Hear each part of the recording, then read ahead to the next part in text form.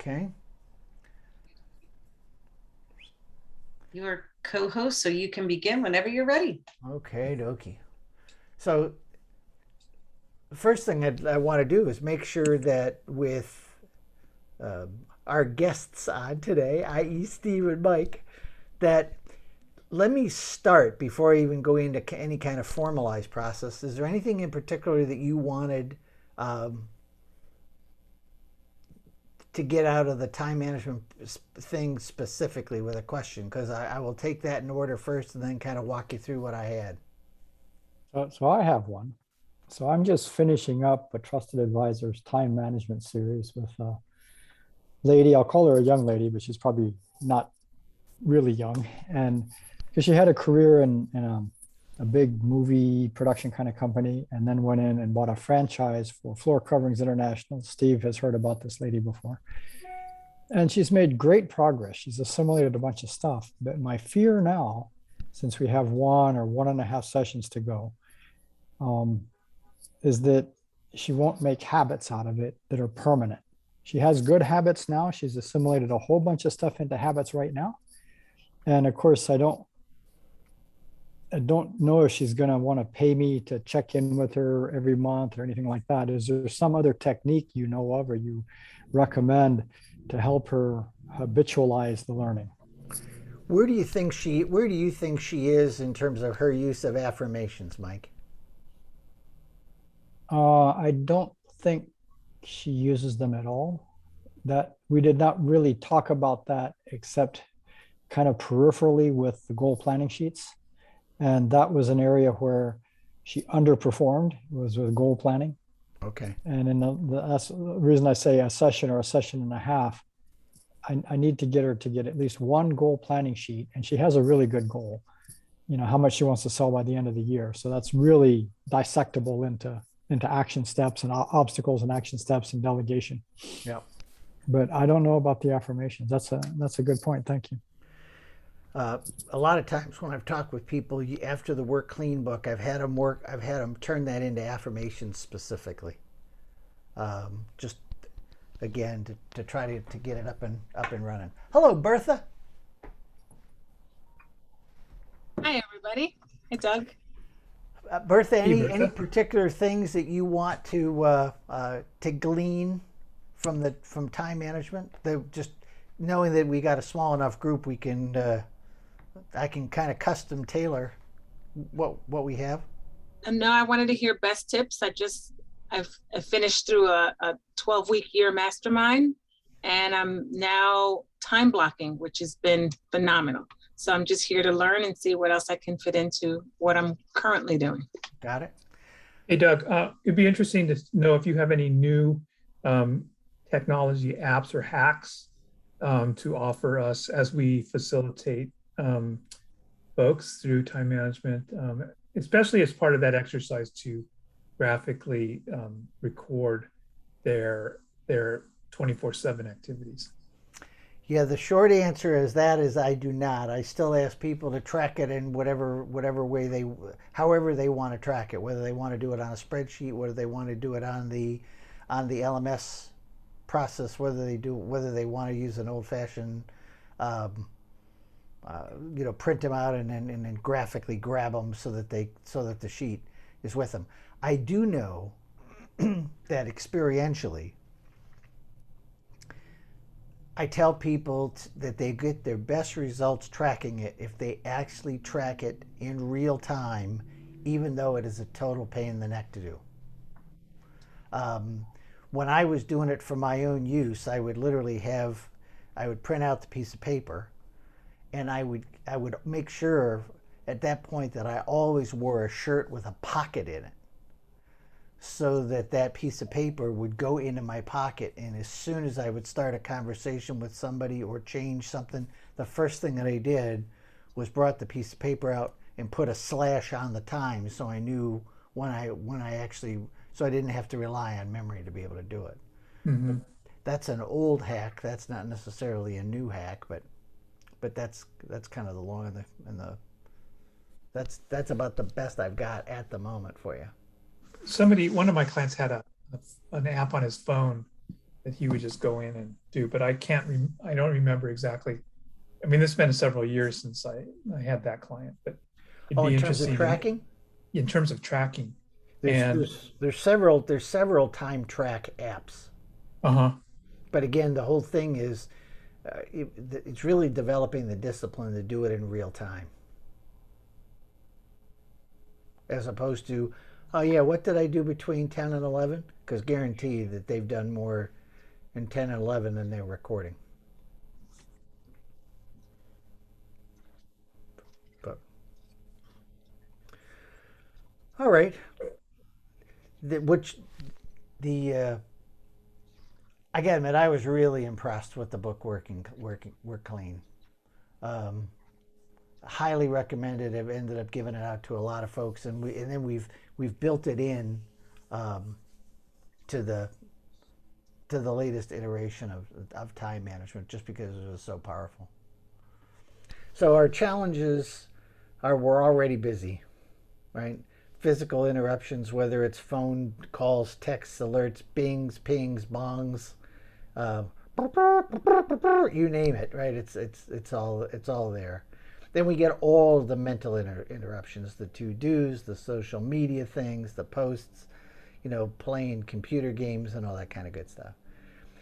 Clutter is an interesting one that we can talk about, both physical clutter, i.e. what's kind of what's around you in your workstation, but also electronic clutter. How many tabs do you have open? How many, what's your desktop? How clean is your electronic desktop?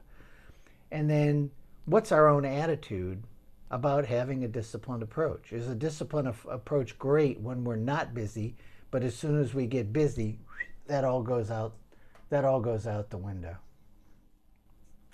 And then, particularly if people are managing people, what's our willingness to accept off-standard deliverables, whether they're from ourselves or others?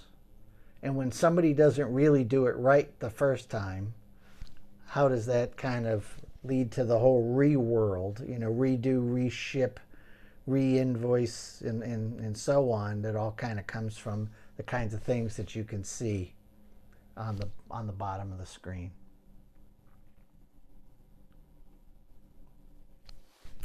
And before you know it, we're in overwhelm land.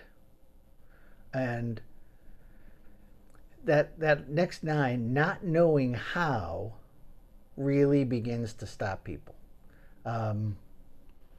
They get to the spot where they get so overwhelmed. They got so many files on their desk. They got so many piles around their office that they almost get to that, well, how do I even get started? And as a result of that, that starts to create its own mental challenge in and of itself. And of course, the more stuff that you've got that's disorganized, the longer it takes you to have to go through it, sort it, figuring out, am I keeping this? Where am I keeping it? And so on. And all that takes time that most people typically don't think they have because they're already overwhelmed. Top chefs from the book Work Clean practice mise en place, which basically is everything has its location, everything has a space. And I've really tried to take that. I mean, historically, I've been pretty good at that. But I got to admit, this one really kind of raised the game for me.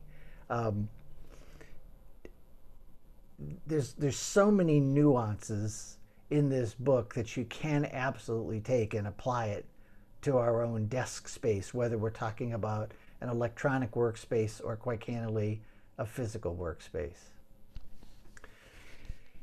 Toward the end of the second half of the book, he's created all these phrases. And planning is prime, working clean with time. Commit to being honest with time.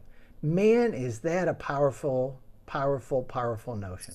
And being honest with time really means how long does it really take to do stuff? There's no sense in telling us that, oh, I'm going to give myself an hour to do this, when in your entire life it's taking you 3 hours every single time that you ever tried it. What makes you think you're going to be able to get it done in an hour?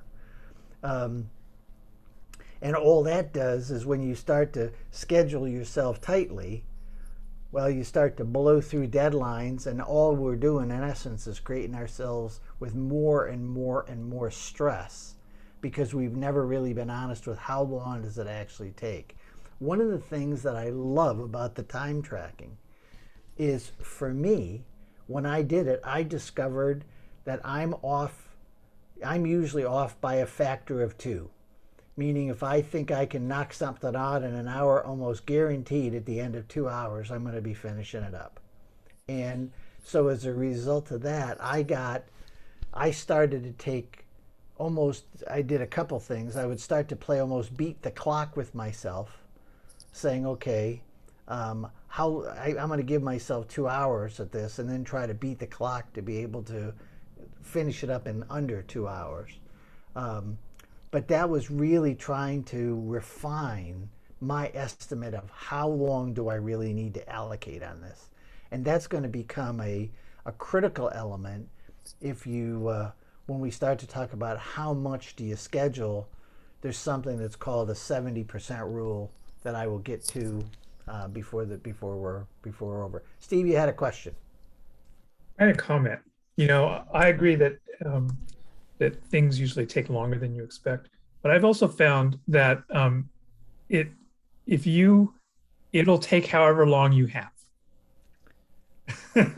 And I forget the name, that the concept that people use for that. Parkinson's Law. Parkinson's Law, yeah. So I've come to realize that I can actually, if I just set a specific amount of time, I will get it done more efficiently than setting up a time that I'm estimating that's double or triple the typical amount of time that I need to use to finish an effort. But if I just give myself that amount of time, I get it done, and I'm so much more efficient about it. And I don't understand necessarily why that works for me, but it does.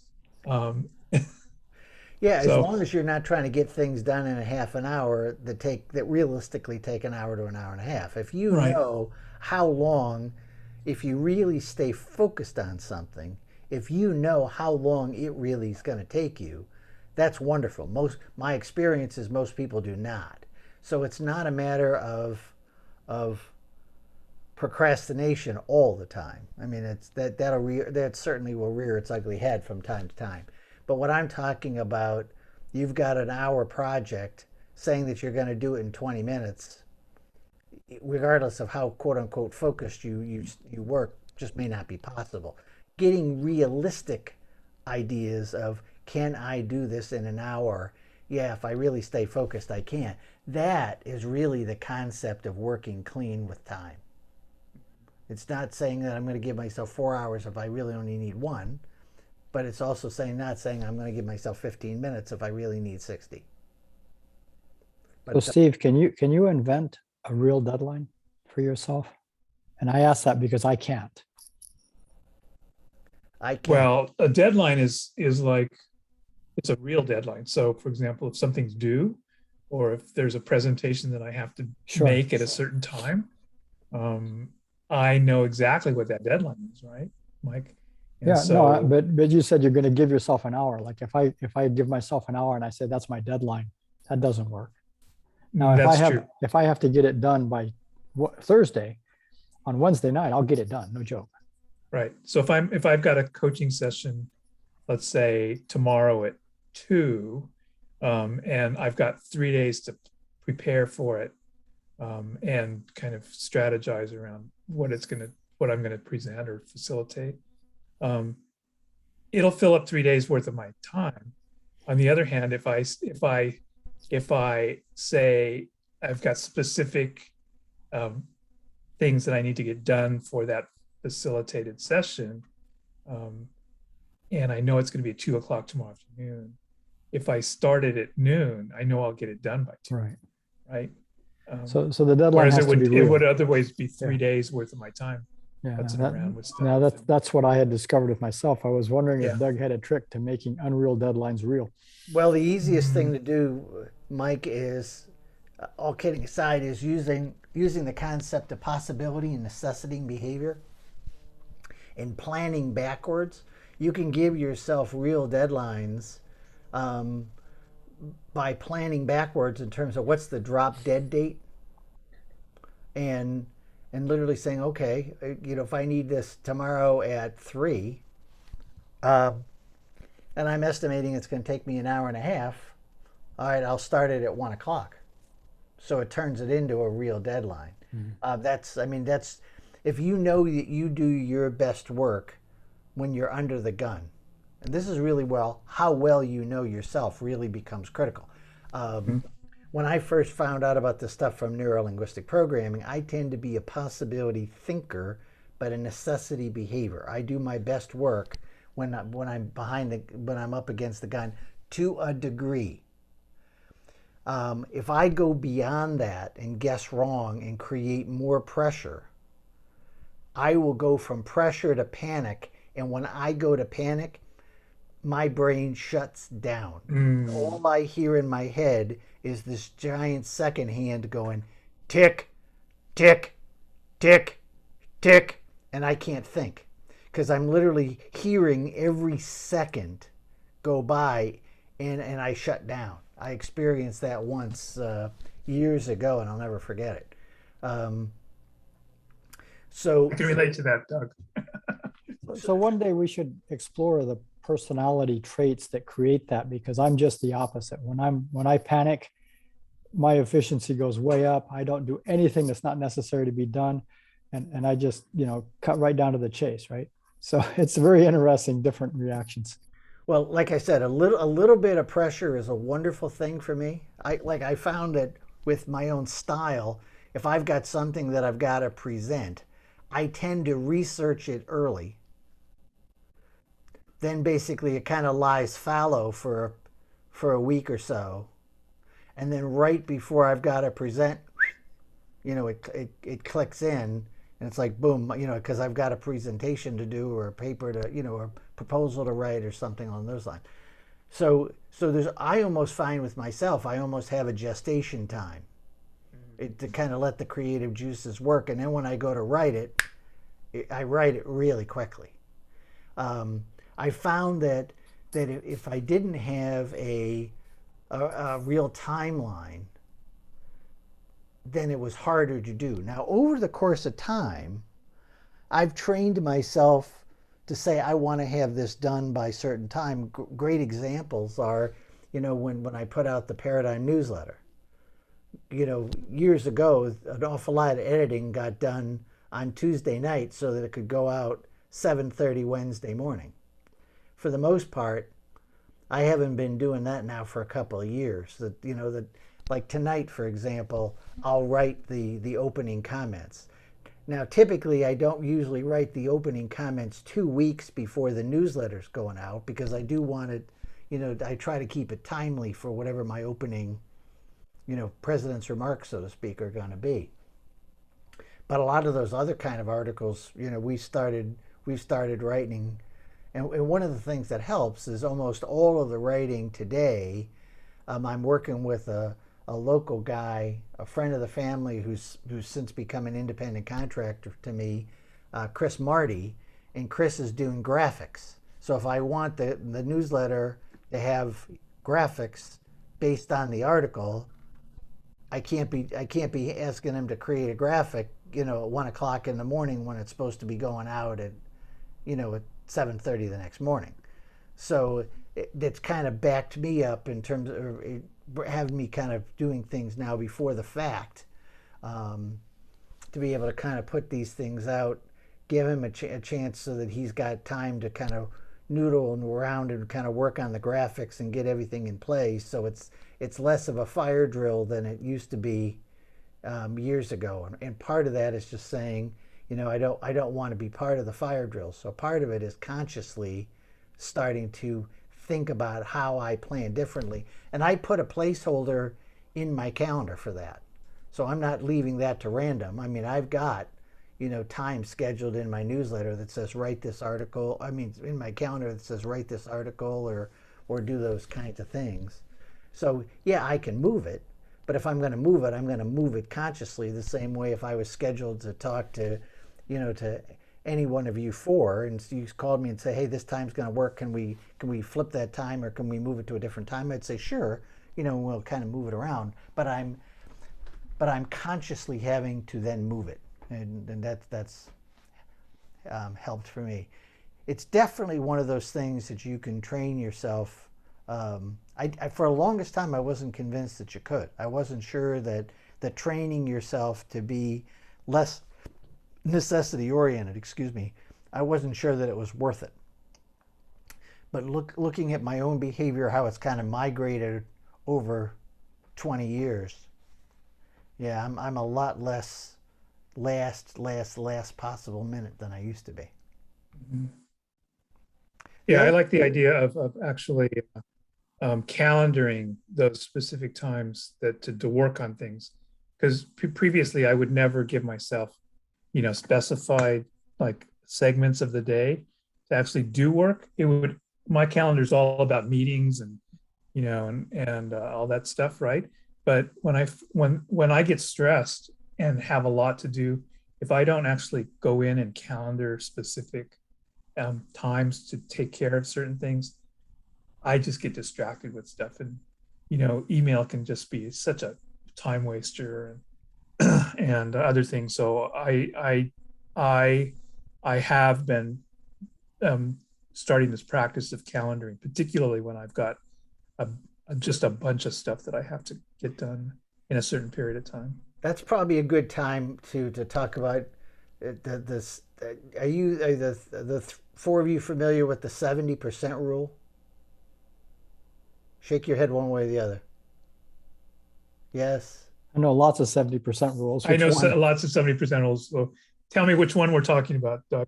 That you never schedule your day more than 70% full.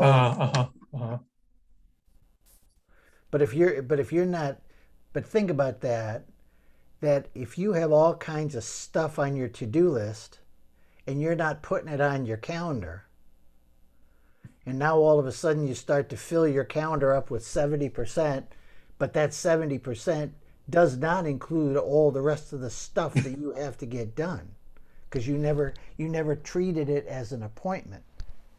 Think of the level of stress that can create, as opposed to, kind of working clean with time and say, this is something I got to get to.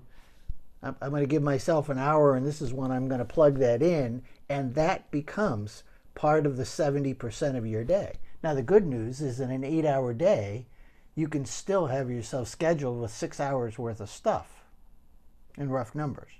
Yeah, previously my version of that was that whatever didn't get done on that to-do list ended up happening in the evening, but right, or after dinner, right? Yeah. And it doesn't work anymore. At some point when you get old, your brain shuts down. At some point. Doesn't work for me because I've discovered Manhattans.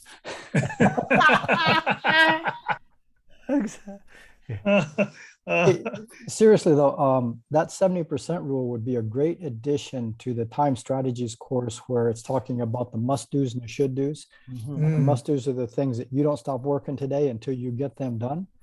And so if they became realistic time blocks in your day to get those two must-do things done, and that's not in there. So this is a great addition. So thank you for that. You got it.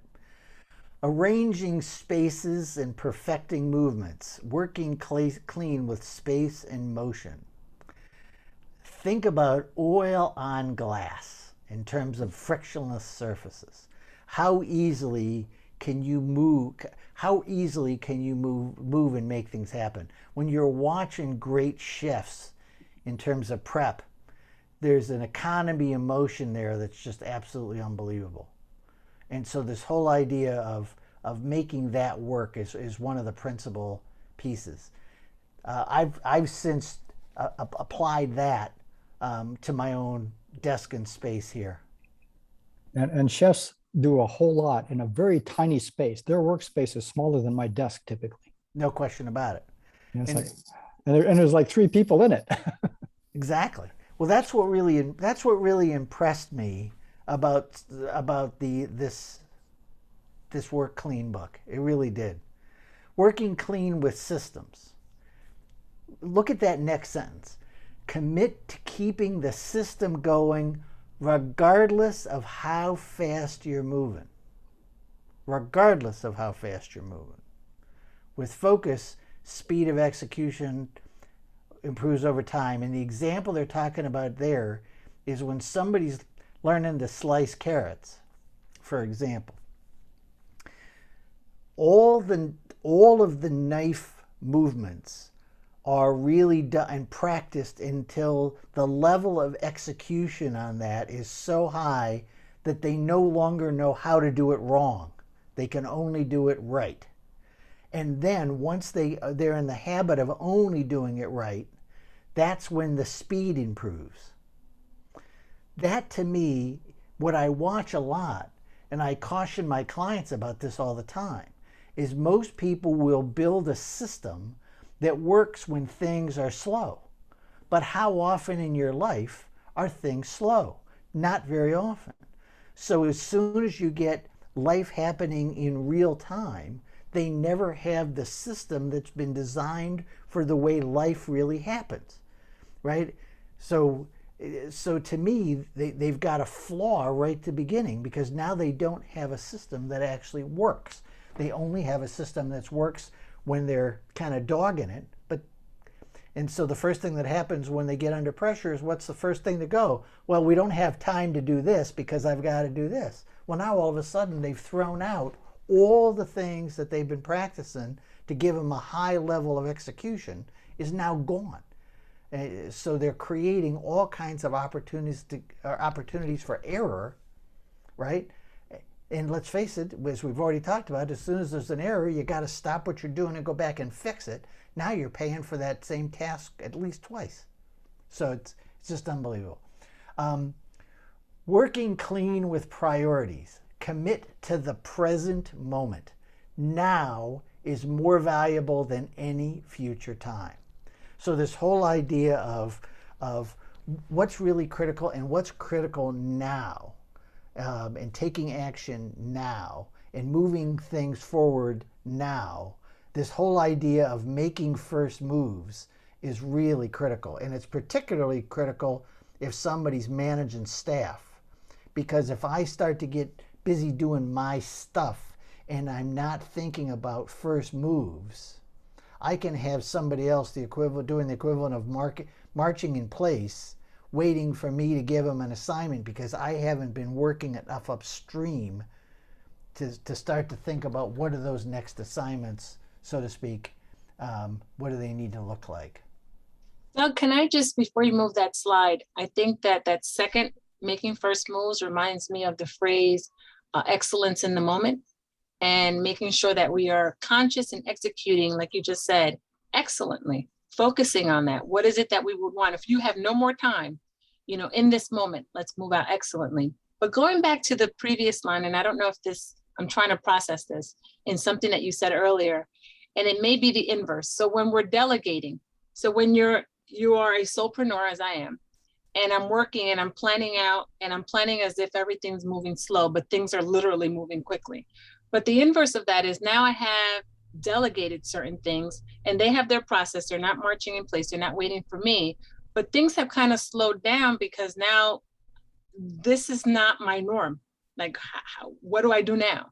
So I don't know if that's the same here in terms of, like you were saying before, your behavior and my thinking in terms of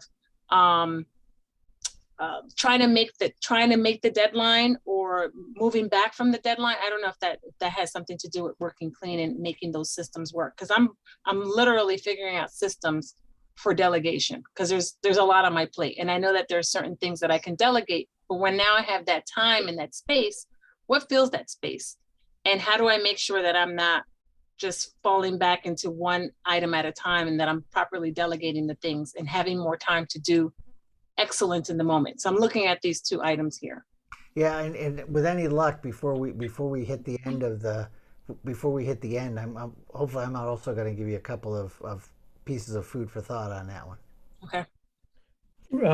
Doug, before you go on, I go back to the 2x2 matrix where it's, the upper right quadrant is urgent and very important. Then the upper left quadrant is important but not so urgent. And then the bottom right quadrant is not important, not urgent. And then the middle one is whatever it is. But I try to keep in the upper left quadrant so that things don't show up in the urgent, important box. Minimize the number of things that are that now is the most valuable time rather than the future time, because invariably if you take that by exactly what it says, you're basically working in that upper right box, right? And you're not spending the time to get rid of, just plans so that the important items don't become urgent items. The whole idea of kind of planning ahead and always capitalizing on is how valuable is what I'm working on right now. Mm-hmm. Okay. Is one concept. The other concept, though, is always looking at now as an incredible, valuable tool and resource, as opposed to someday I'll get to that. That someday I'll is a destination that most people never arrive at. So this whole idea of committing to the present moment and really, he makes a huge deal about it that in a restaurant, when people are no longer in the present, errors happen, stuff gets skipped. If they're either thinking about what was or what's coming up, but they're not focusing on what they're doing right now, that's when all kinds of errors can be made. However, he also, as you're going to see, he spent a lot of time planning of, this is what I'm going to do then, this is what I'm going to do, this is what I'm going to do. So they're not commingling planning and executing. Mm-hmm. This is the plan. This dish needs to be started now. These vegetables need to be cut now, because if I don't cut them now, I'm going to run out of time, or I'm going to end up not being able to have all the things go down. One of the things he talks about in a 5-star restaurant, if all the plates for all the people that are sitting at those table don't come out all simultaneously, in a 5-star restaurant, all the plates get tossed and all the meals get made from scratch a second time. Think of what that costs in terms of time and food cost. But you can't have something where somebody's not paying attention to what they're doing in the present moment. So all of the planning that had to go in to be able to have that flawless execution, man, I tell you, it's really raised my thoughts a lot in terms of how I approach kind of what we do. Mm. Finishing actions. So working clean with obligations and expectations, commit to finishing. You can't serve a meal that's 80% done. Think of how often people will work on projects and they'll kind of get it 80% done and then it just kind of sits. Well, it's not done. It's not deliverable, right? But this whole idea when we're working with other people, always be unblocking, always making it an opportunity for them to do kind of what's next. And I think most managers would be well served by if they didn't take anything out of this book, but the whole idea of unblocking. Where am I inadvertently causing everybody else to kind of be standing around waiting for me to do something for them or give me an answer or something? Oh yeah, I'll get back to you on that. Well, guess what? At that point, I've just blocked them. They can't do it. They can't take the next step until I give them whatever that request was. Slowing down to speed up. The whole idea of psycho and soma, the psychosomatic connections and so on. calming the body can calm the mind, and precision movements. I love this. Precision movement precedes speed, kind of like what we were talking about before with the chopping the carrots. You're going to start off with green beans or whatever it is. You're going to start out and you're going to work amazingly slowly. But until you can do it perfectly, there's no sense in speeding up, because all you're going to do is be creating more and more errors, and you're never really going to get the ability to do it right when you need to do it right in a hurry.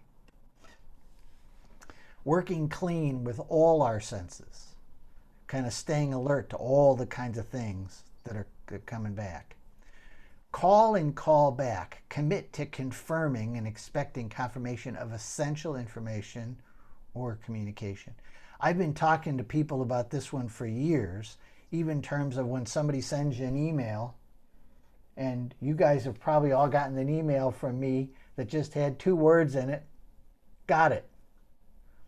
And that's just my quick way of saying to you that I've received what you said. Because sometimes you'll send somebody an email, you have no idea whether they've ever gotten it, you have no idea whether they've ever read it. And meanwhile, if I assume that somebody has seen it, or they did get it, and they didn't, that can be a disaster, right? Because again, all of a sudden that's creating undue angst and pressure in the situation that all could have been eliminated if I just knew that, oh, Bertha never got this piece of information that I thought I sent, or it's stuck in an inbox or an outbox someplace. So more from experience than from trusted advisors learning. Got it is something that I advise my clients to never ever use. Really? Because if I say, hey Doug, let's meet, at the French Laundry tomorrow at 8 o'clock, and you say got it, and you thought the French Laundry was in Ontario, Canada, and I thought it was in, California, I don't know what you got.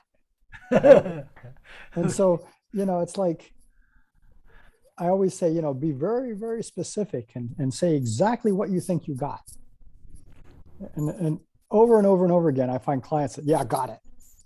And when it gets emotional, it gets even harder, right? Somebody does something stupid in a meeting, says, hey, you got to stop that behavior. Yeah, I got it. Okay. Whoa, what did you get? And I learned that personally when I made a faux pas in a meeting, really pissed off the boss, and his deputy called me in to counsel me, and I said, yeah, I got it. Got it. Got it. I could see how that could be an easy trap to fall into. Thank you, Michael. I appreciate that one. Well, it's kind of the, with respect to Wendy and Bertha, it's the macho way to communicate. Yeah, I don't need an explanation. I'm a macho guy. I got it. Yeah. Right. But women do it too, by the way. I don't know how you characterize it. What's the right word I'm looking for? Across genders. My main concern is just to make sure that somebody knows that I've received their transmission. That's really what I'm trying to convey. But you got me thinking about, how may I do that differently? I'm in receipt. Well, it's like Yes, air right. traffic control, like Roger means I heard your message. It doesn't mean I understand what to do. And so typically you say, understand runway 5 left, cleared to land. That's what the pilot says in response to the air traffic controller says, you are cleared to land on runway 5 left.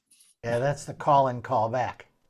That's exactly right. That's exactly what that means. Or in a restaurant, drop 5 salmon. Dropping 5 salmon. Even in the days of Burger King a long time ago,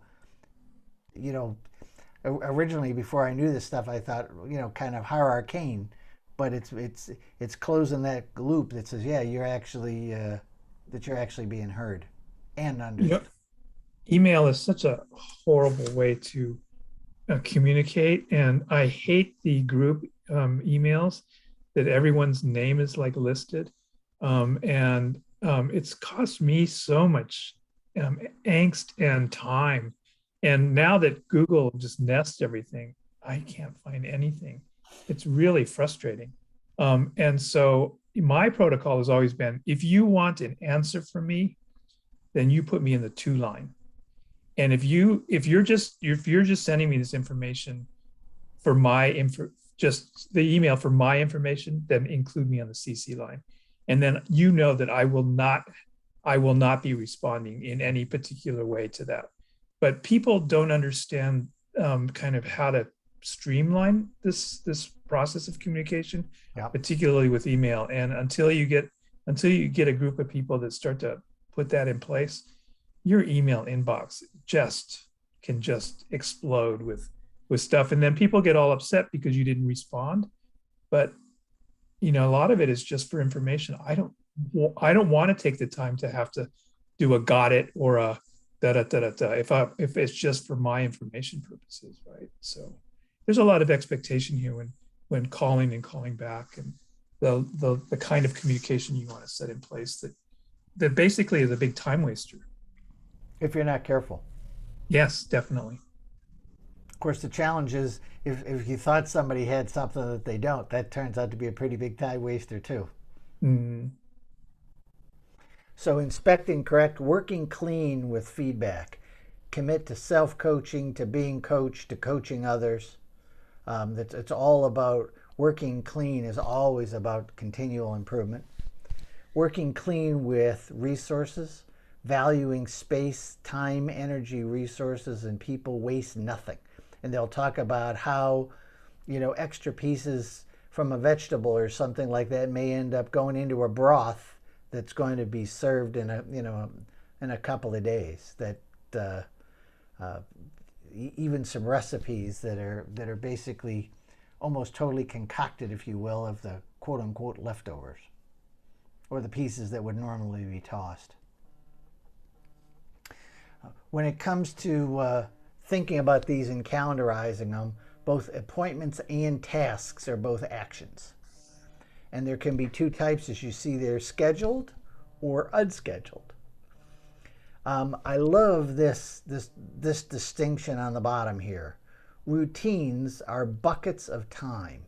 And a bucket of time is if you have something that you do every week and you can predict how long it's going to take.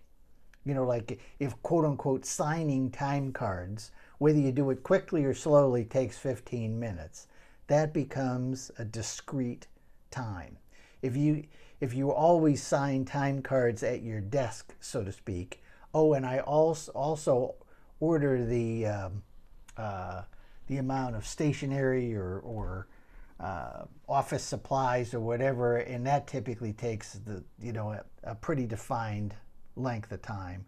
You can start to put those two things together to create, this is an hour bucket, in which case these are the things that I'm going to do within that hour.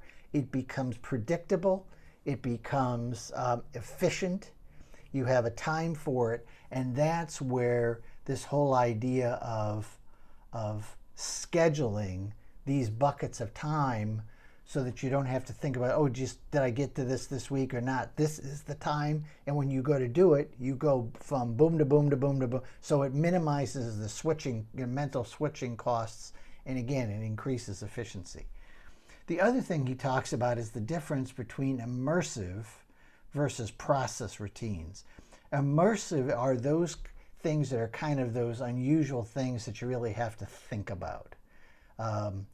Creating a proposal would be an example of an immersive activity versus doing certain other things might just be a process, like signing a time card would be part of a process activity. And so part of it is, when are you going to schedule time for your thinking, so to speak, for your immersive stuff?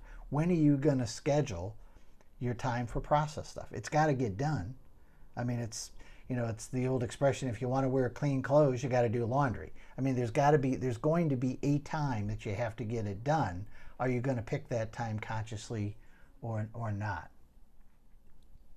Doug, do you find that there's some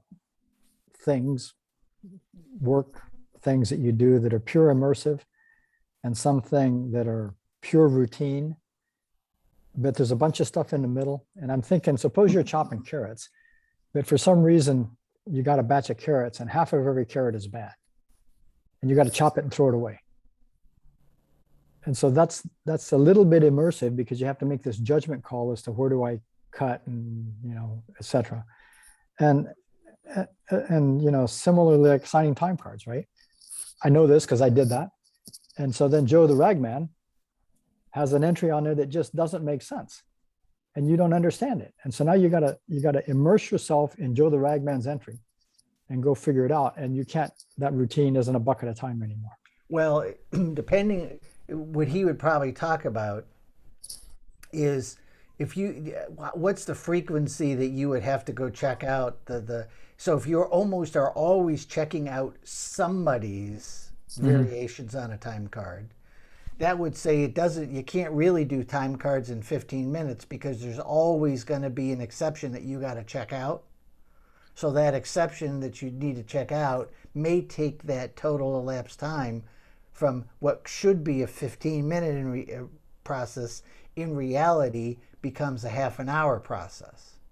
So if you're going to be honest with time, you can't sign time cards in 15 minutes because there's always going to be an unusual circumstances that you're going to have to make a phone call or check on something. So the real time price on signing time cards is a half an hour, not 15 minutes. Yeah, and every now and then I get a free 15 minutes I can do with whatever I want. That's it. And that's when you pull the next thing forward to that found time. That's really part of the critical issues that he would talk about on something like this. Begin fresh. Literally talking about, and now these are just some tips for kind of getting started. Clean by emptying out your wallet, your pocketbook, your briefcase, and literally doing this. When I do this in a public setting, I literally ask people to take out their wallets and put them on their desk. And then, take a look at how many people have stuff in where the money goes that has nothing to do with money. Why are you keeping receipts from 3.5 weeks ago, stuck in your wallet? I've watched people's wallets kind of go from this to this just because they had so much crap in their wallet that they were carrying around because they're not in the habit of kind of emptying, stuff out.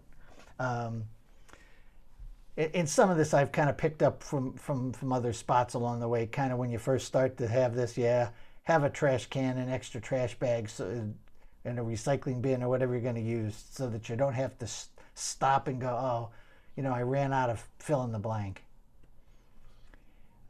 Getting started, everything you touch is sorted, everything, and it's basically kind of touched once. And in Charnas, in his book, he uses the concept of inbox as a spot to kind of capture those kinds of things that need to be done or need to be dealt with. Desk drawers, doing one at a time. Shelves, countertops, and windowsills. Inside the cabinets. Floors, walls, bulletin boards. How much stuff have you saw? Well, you can basically walk by somebody's bulletin board and see something from like 1997, that's faded and all this kind of stuff. But I love the phrase, piling systems and filing systems are not the same. Oh yeah, I got this here somewhere kind of thing, right? It's not the same. Desktop clutter, again, both physical as well as how much crap do you have on your computer screen that you got to wade through when you're trying to find something. Getting organized, I found it absolutely fascinating when I would talk with people about how do you organize your computer in terms of folders and subfolders and what do you call on things. That to me has just been an amazing eye-opening thing in terms of how often people just kind of put stuff randomly anywhere and then hope to God that the search genies on somebody's computer is actually going to be able to figure it out. And what do you need from a backup from both a storage as well as a physical files perspective? Prioritized by proximity. Again, to Mike's point, chefs work in a very, very, very tiny spot. If I have to reach for something like this versus reach for something like this, which one's going to take more time? And so the stuff that you use often should be tight. The stuff that you use less often should be further away. One of the things I've been talking with people about for years is making sure that they always have, if they're going to use physical paper files, that they always have a supply of blank manila files folders right inside the drawer. Because oftentimes if people don't have someplace that's easily to file it, it'll go back on their desk and it'll sit there when all they really needed to solve the problem was a blank manila folder that they could label, put it in the file cabinet, and it would be out of sight and done. Doug, can I just say that that was part of my problem? I needed the label, the little insert, all of those things. I just keep a Ziploc clipped on the thing inside the file cabinet, so that eliminates that, because I was a piler in that case, and I wouldn't file the things because I needed to pull from so many different places. That's worked wonders. So these next two, I got to admit, I've been using myself in terms of I only use Pendaflex as my main storage pieces, and so that I'll write the names, because I can write the name on the manila file folder with a minimum distractions. And the other thing is, by keeping the Pendaflex unmarked, that I can set it up as an A to Z, so to speak, without ever having to stop what I'm doing and reordering things, because it's constantly in a state of flux. So I can take things in and out without having to redo the filing system. I'm just conscious of the time here a little bit. One of the things that we did a lot at P&G was every file had a retention limit, which meant that when stuff was when you go through something, it would literally have kind of the equivalent of a date on it that says, you know, if you have, is this still good? So we were always worrying about current standards and so on. Now, some of this has certainly gotten easier as electronic files will supersede and so on. But if you have a whole bunch of paper files with different documentation on it and so on, how does somebody actually know that they're actually working with the latest and greatest information of that? That whole retention piece and file management piece is just, it's a disaster waiting to happen in most organizations from what I've been able to see. Having a purge file day every year, you know, do you really need a recipe from Aunt Kate, you know, from 1957, you know, in a file drawer somewhere? You know, kind of when was the last time you realistically used it and so on. And so I got to admit, it's something that I tend to do right around the first of the year. I literally go through every file, like all the manila files and this kind of stuff, and say, do I still need to hold this? I mean, to what degree do I believe that I'll ever touch this stuff again? And if the answer is slim or none, it goes to recycle. Keeping file drawers less than 3/4 full. If you've got to open a drawer and use 3 men and a strong boy to be able to put a file in there, you're not going to file. You'll dread it. And so it'll sit on your desk instead of being able to open a drawer and go whoop, whoop, boom, drop. So the whole idea of don't overstuff a file drawer, because all you're doing is making it harder to get stuff in and out, and it's not as efficient. For the whole idea of people that cover their wall and their computer screens and post-it notes and stuff like that, that's really keep it on an electronic, whether it's an Evernote, OneNote, or something like that.